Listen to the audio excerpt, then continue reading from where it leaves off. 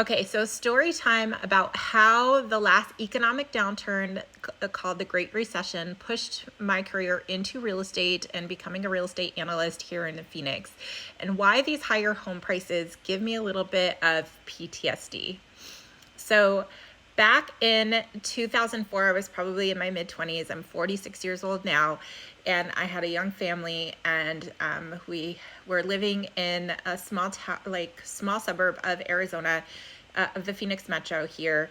And I was married, I had small kids, I was a stay-at-home mom. My husband at the time, I'm divorced now, was working full-time, and he worked in a property management as a maintenance technician, maintenance manager, and he actually got laid off. I believe it was early 2005, ironically, because the economy was great, real estate was booming, but he got laid off because the apartment complex that he was working on was being sold to turn into condos at the time, to do a condo conversion. And so if you know anything about what was happening at the time, there was this big boom. There was, they wanted more inventory to sell. And that's when, they were really opening up the mortgages, and they kind of loosened the loan qualifications so anybody could get a mortgage.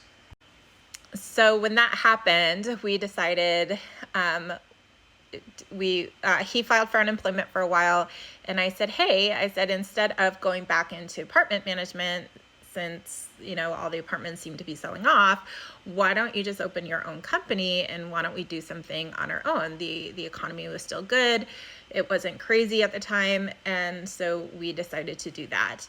I immediately started marketing, and he could pick anything he wanted to do at that time. So he chose to do pool service, right? Because he was certified in air conditioning, he was certified in anything. He didn't want to be on call 24 hours a day for air conditioning calls, like in the middle of the night. So he decided to do pool service because there was no emergencies in swimming pools. You can always kind of go out the next day, right? So that's what he chose.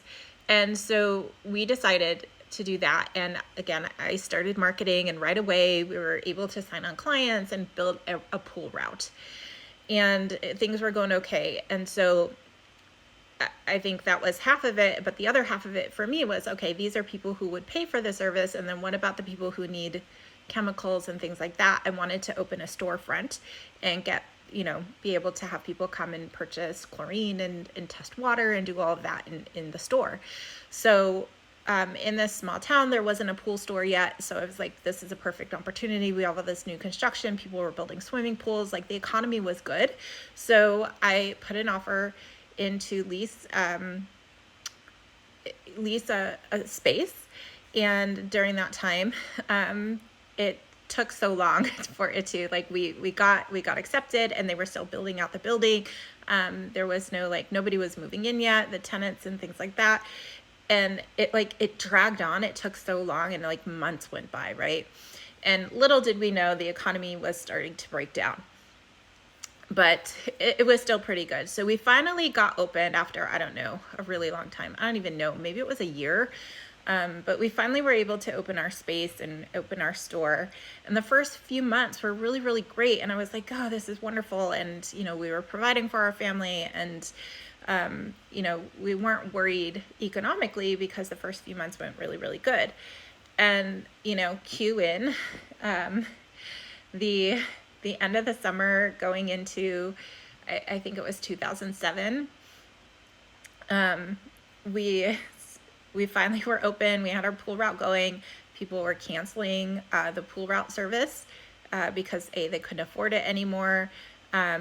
People were foreclosing on their houses, or they stopped maintaining their houses. And so the first thing that they do when they stop maintaining their houses or paying the mortgage on their house, they stop fixing, coming in to buy chlorine. They stopped maintaining their swimming pools. And so while this was happening and people were foreclosing on their homes, and then people just weren't coming into the store, they weren't managing their swimming pools. And so I feel like we were kind of the first, the canary in the coal mine to be affected of that, because when people stopped paying for managing their home, we were the kind of one of the first services to feel it.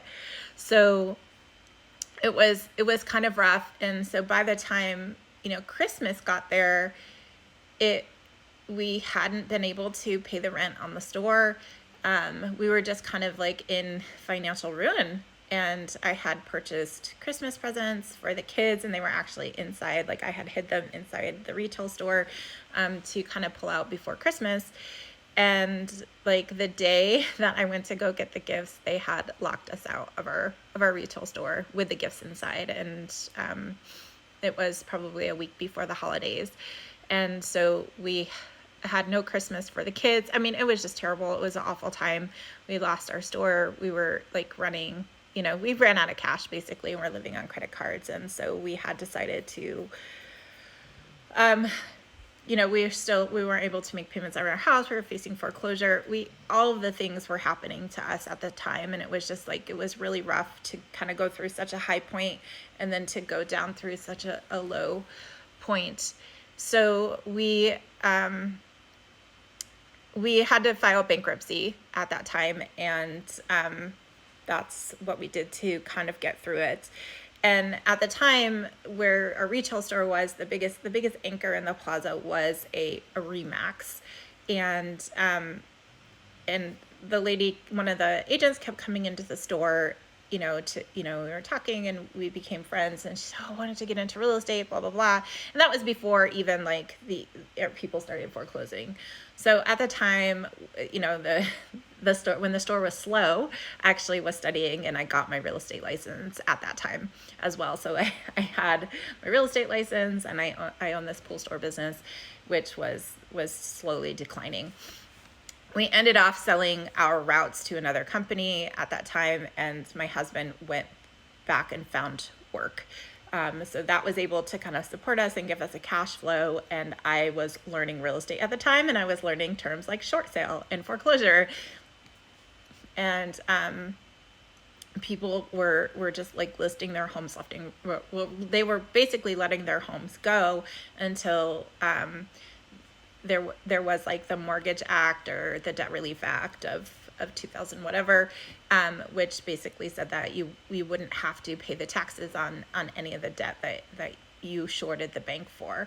And so that's when short sales became really big in our market, was where like, hey, your house is worth $280,000, or you owe $280,000 on your house, but it's like it's only worth $150,000, and so you would short the bank like a certain amount of money. And so people needed help facilitating that to be able to let go of their house and get that financial independence back from being so underwater on their mortgages.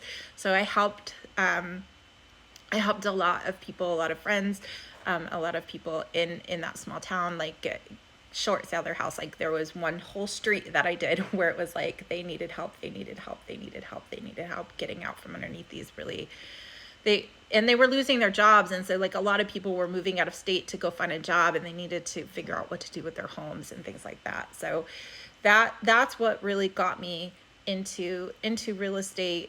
And so now when I see these like crazy high prices, I do get a little bit of PTSD that like, how are people able to afford them if something were to happen in this economy? And so when I see like so-and-so got laid off, or when I start seeing these things, it really does trickle a little bit of fear in me. And it's just kind of wild and crazy.